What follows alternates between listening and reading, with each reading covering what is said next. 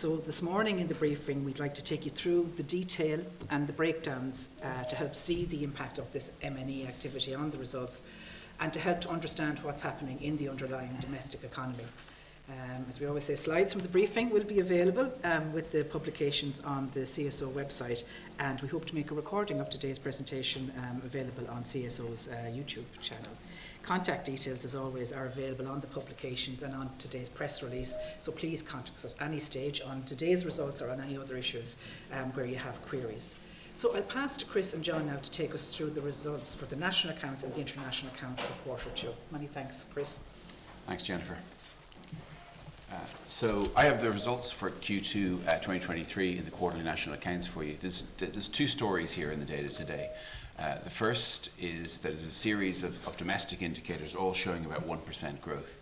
Consumption, wages, the domestic sectors, and then the modified measure, modified domestic demand, all around 1%. Then the M&E picture, as perhaps usually, is a little bit more complicated, and I need to explain that a little bit as I go through the slides. The headlines on the infographic here show you the output method. One way we have of measuring GDP on the top with a lot of growth across the sectors. In particular, industry and ICT, the two big M&E sectors.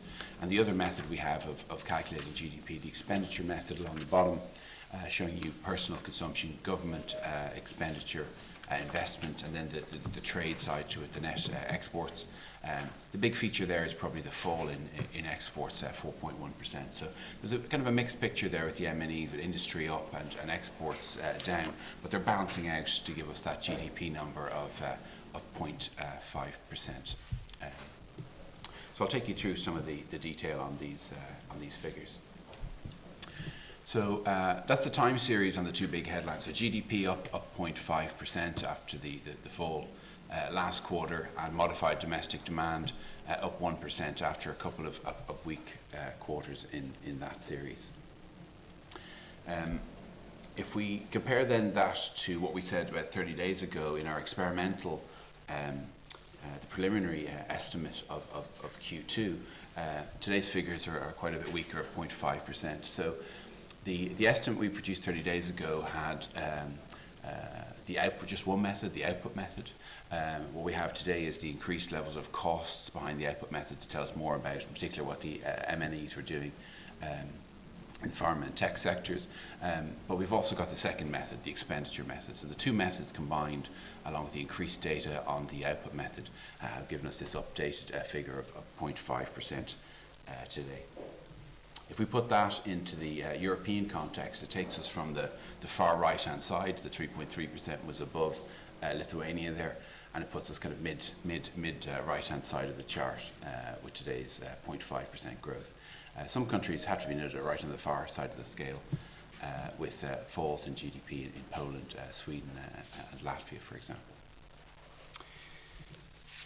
If we look at a little bit more detail on the sectors, and most of these are on the infographic, but you some more sectors on it, like arts, entertainment, and other services down 0.9%.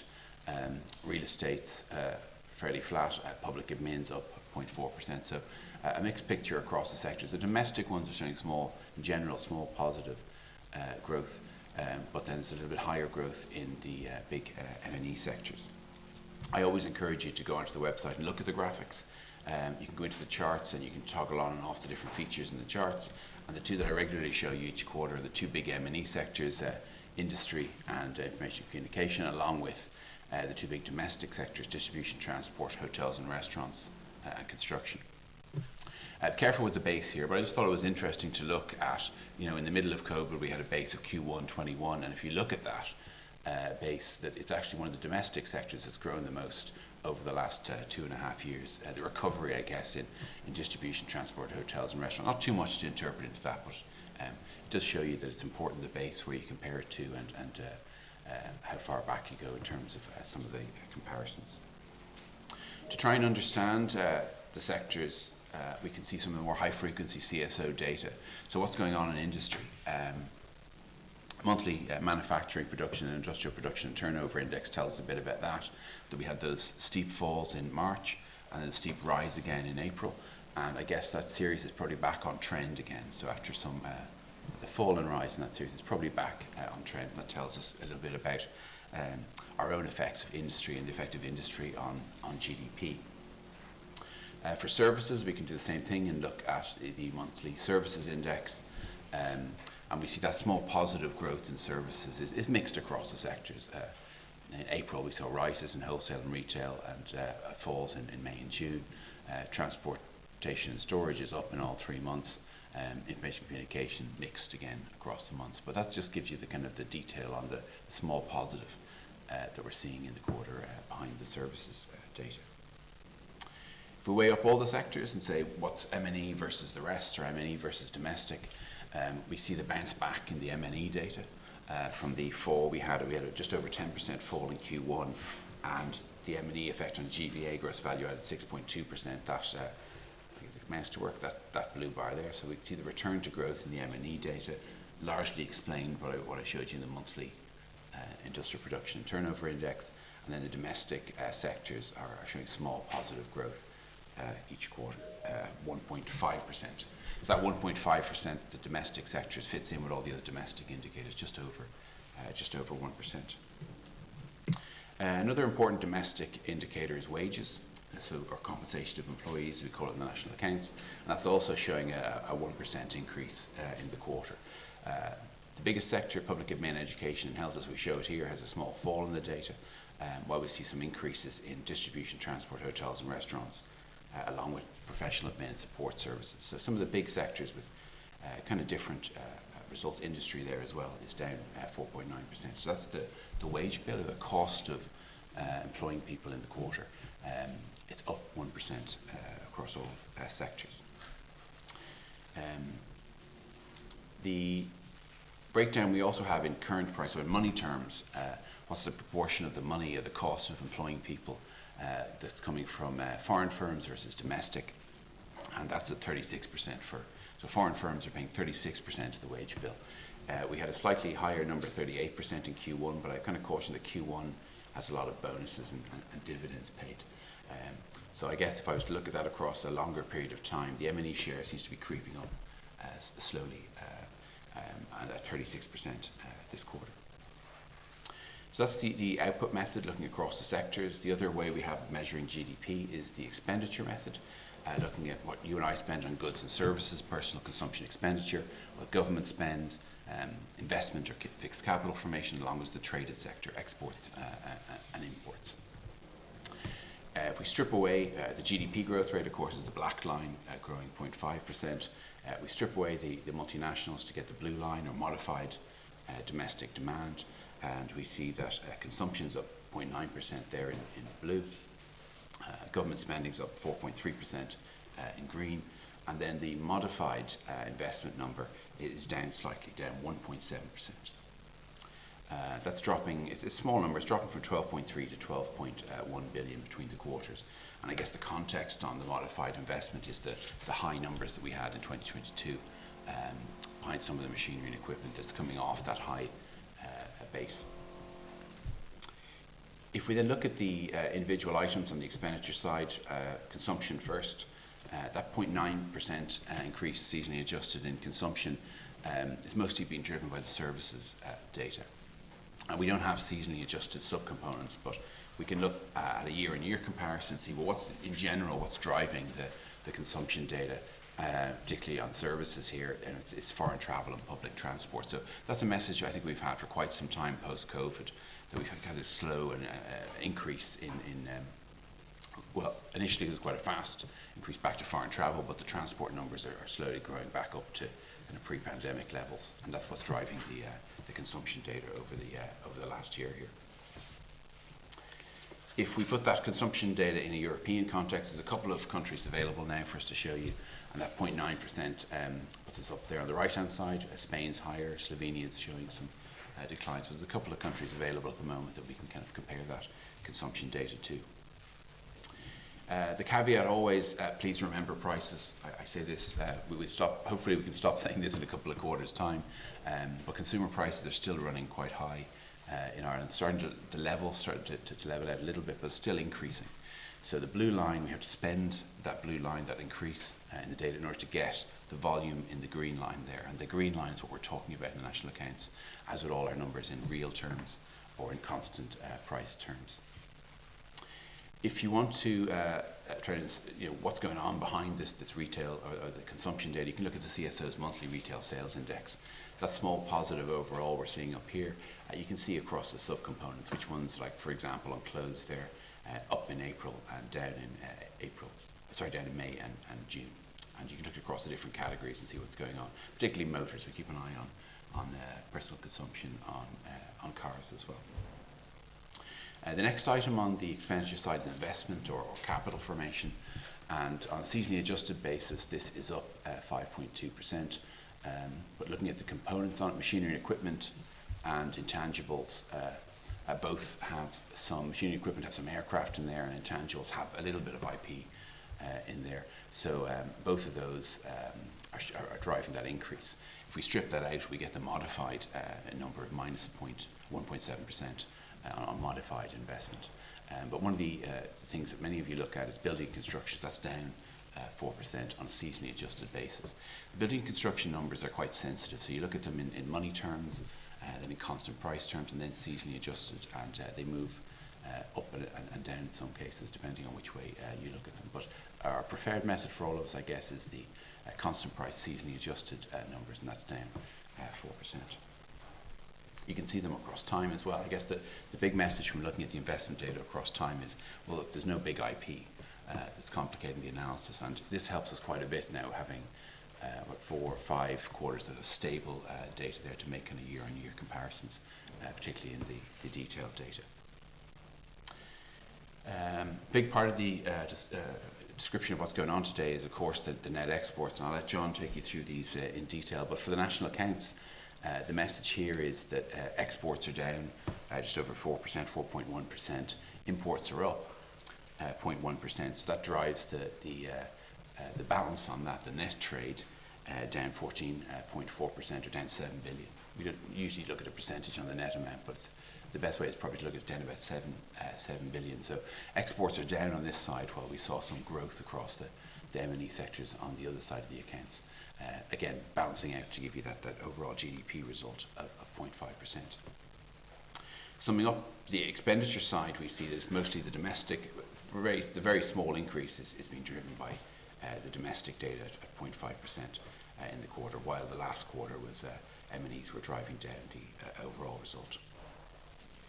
Going beyond GDP to GNP, we see lower profit outflows this quarter. That's what gives you that big GNP growth result of over 11%, and I'll leave that again to John to talk to you about the foreign profit outflows. If you want to step back from the data and say, well, look, how are we doing compared to last year? Is there any other ways to look at the data? We can take this quarter and look at GDP. Last year it's down 0.7%. We could also say, well, for the first half of 23, how does that compare to the first half of 22? And it's up 0.2%. So I guess I'd say on GDP it's fairly flat over the last number of quarters, and that's probably the message I'd want you to take away from that. While on modified domestic demand, we can do the same thing there. So our domestic indicator, so year on year for the quarter, it's down slightly, 0.3%. But if we look at the first half of the year to the first half of last year, it's up 1.8%. A little bit stronger domestic growth, I guess, than the GDP numbers were showing. Again, the caution, remember prices. When we're interpreting all this data, you might look at other indicators out there during the quarter, indices, sentiment indexes that are produced. A lot of these are in money terms, and take the consumption one, for example, on the right hand side there. The consumption spending is up 9.8%, but we're only getting a volume increase there of 2.4 year on year, and so the implied deflator there is 7.2%, which looks very much like the consumer price index. So we have to take prices into account, and we're looking at things in real terms. There's a story on the GDP one. So the GDP price deflator, the implied deflator there, is coming down to 3.6%. So that's telling us that the traded part of the economy, the price effects of inflation there, is rolling back a little bit. Exchange rates play a big part, of course, in that data. But I think the message there is that prices are important when we're looking at all the different economic indicators that tell us what's going on in the Irish economy.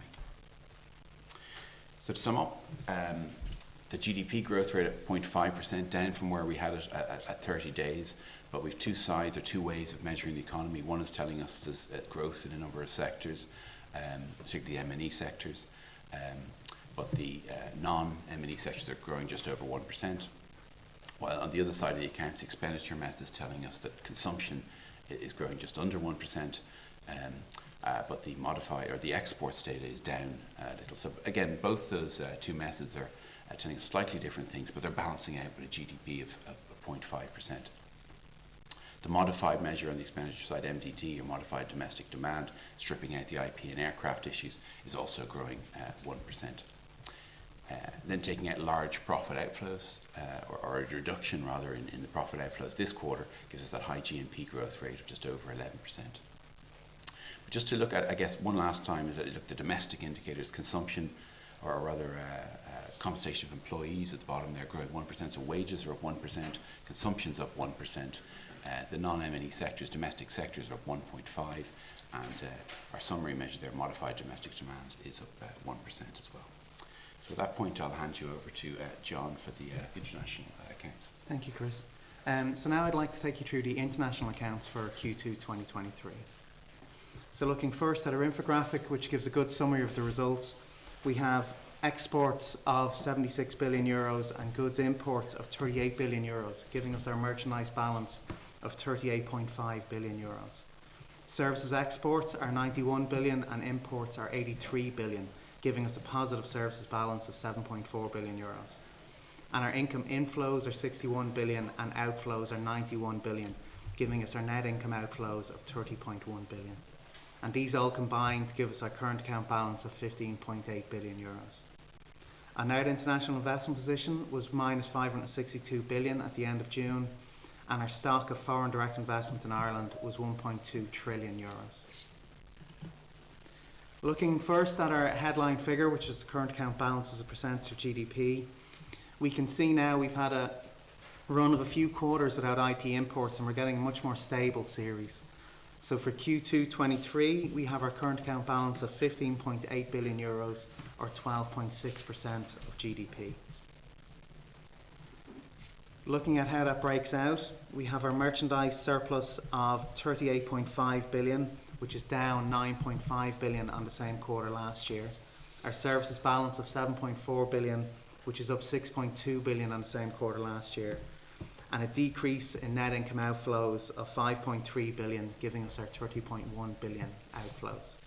And these all combined give us our current account balance of 15.8 billion euros, which is up 2 billion on the same quarter last year. Looking at how this balance changes over time, we can see that comparing this quarter to last quarter, our merchandise balance is down by 17.5 billion euros, while our services balance is up by 8.2 billion. And these are balanced by the decrease of 11.5 billion for net income outflows. So overall, we have an increase in our current account balance of 2.3 billion euros on last quarter. Again, looking at how these break out a bit more, we can see our merchandise exports of 76.4 billion, which is down 9 billion on the same quarter last year, while imports at 37.9 billion are up 481 million on last year. Our service exports are 90.7 billion, up 7.5 billion on last year, and imports are 83.3 billion, up 1.4 billion on last year. Primary income inflows are 59.3 billion, up 19.3 billion on last year, and outflows are 88.1 billion, up 14 billion on last year. Within these, our direct investment, profit and interest inflows are 17.1 billion, up 4.6 on last year, and outflows are 44 billion, down 110 million on last year. Looking at the goods a bit more closely, our goods exports in Q2 are down compared to last quarter and also down compared to last year, while our imports are up compared to last quarter and up compared to last year. So we can see that the decrease in net merchandise year on year is driven by this decrease in exports.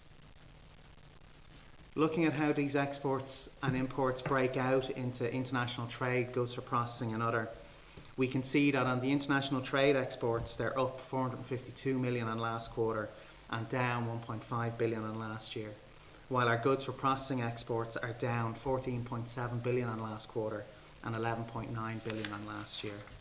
Merchanting, which is net export, is down 175 million on last quarter and up 3 billion on last year. On the import side, our international trade imports are up 2 billion on last quarter, but down 1.7 billion on last year, while goods for processing imports are up 2.1 billion on last quarter and 2.2 billion on last year. So we can see that this decrease in net exports is again driven by the decrease in exports, and that this is driven by decreases in goods for processing. Looking at the services side, looking at exports year on year, we can see an overall increase of 7.5 billion. And within this, we have an increase in computer services of 3.8 billion, business services of 1.8, tourism services are up 382 million, and transport services are up 881 million. Looking at the import side, we have a year-on-year increase of 1.4 billion, with business services up 3.2 billion, while royalties are down 2.1 billion, and tourism services are up 393 million. Looking at these royalties a bit more closely, we can see here the blue line gives us the total royalty imports, while the green bar gives us the amount of royalty imports related to the pharma sector. And most of the difference between these two is related to the ICT sector. So for pharma, we can see an increase compared to last quarter of 622 million and a decrease compared to last year of 1.2 billion. However, we see a different picture when you look overall, with a decrease compared to last quarter of 6.6 billion and a decrease compared to last year of 2.1 billion.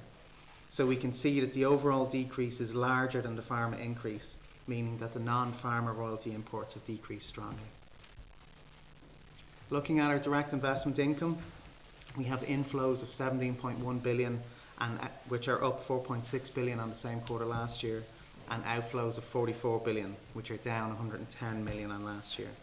And these combine to give us a decrease in net direct investment income outflows of 4.7 billion euros compared to last year.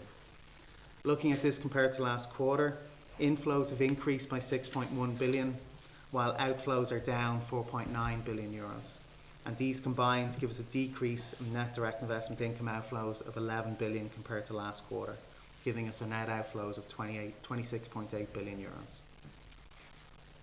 Looking at how these break out into dividends and reinvested earnings, we can see the income on debt is fairly flat. We see a large increase in dividends in Q2 compared to Q1 and compared to previous quarters. But with a decrease in overall direct investment outflows, this results in negative reinvested earnings this quarter, which indicates that the dividends have been paid out of profits accrued over previous quarters. Looking at how these profit outflows break down by sector, we can see that compared to last quarter, we have a decrease in the manufacturing sector, which is down 10 billion euros, while there's been an increase in the information and communication sector of 3.3 billion euros. And year on year, we have a decrease in the manufacturing sector of 4 billion euros, but an increase in the information and communication sector of 2.1 billion euros. Looking at our current account with the UK, the trade balance with the UK has decreased by just 28 million euros, and net income outflows have increased by 1.4 billion euros compared with the second quarter of 22. And the result is a current account deficit of 3.9 billion euros in the second quarter of 23, down 1.4 billion from the deficit of 2.6 billion in the second quarter of 22. Looking at our financial account balance, we can see some very large net transactions here in the different functional categories. Direct investment abroad has decreased by 36.9 billion euros, but direct investment in Ireland has decreased by 40.8 billion euros. So combined, we have a net increase in direct investment of 3.8 billion euros. Net portfolio investment has increased by 81.7 billion euros, and net other investment has decreased by 84 billion euros, with these changes largely driven by investment funds. Looking at our international investment position over time, it stands at minus 562 billion at the end of June 23, which is an increase of just 4.6 billion on the end of March. There are changes in various sectors but in differing directions, which combine to give us this small change overall. So to summarise, we have our current account balance in Q2 23 of 15.8 billion euros, or 12.6% of GDP. And we have a decreased merchandise balance and increased services balance, with these balanced by the decreased income outflows overall. So now I'd like to pass back to Jennifer to summarise. Thank you. Many thanks to John and to Chris for taking us through the results. So just while people maybe are developing some questions that they might have, a reminder of the headlines from today's results.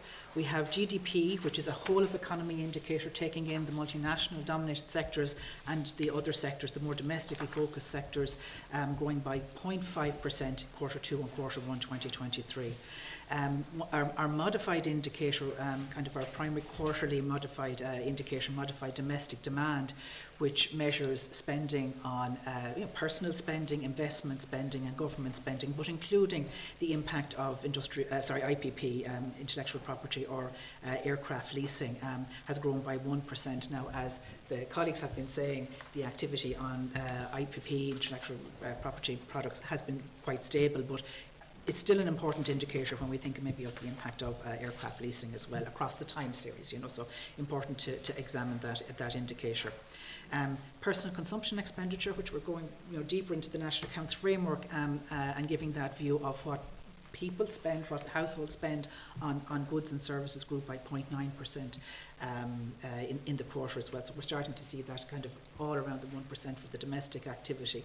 I don't have it on the chart here, but Chris referenced the wage bill or the compensation of employees growing at about 1.6% in Q2. Elsewhere in CSO, our labour force survey results for Q2 grew by 0.7% for employment. So you're seeing that pattern there, I think, across the domestically focused aspects of the economy. Looking at the M&E dominated sectors in Q2, we are seeing that 6.2% growth, and we've contrasted that today with what John has explained on the exports as well and the profits. But what we would say as well is just to look at stocks. So while that production view of what's been happening on the M&E dominated sectors gives that over 6% growth, there are movements into stocks this time, and that might help to people to understand what's happening between the production side and the net export side as well. And then the other sectors, or the non-M&E dominated sectors, growing by 1.5% in Q2. Okay.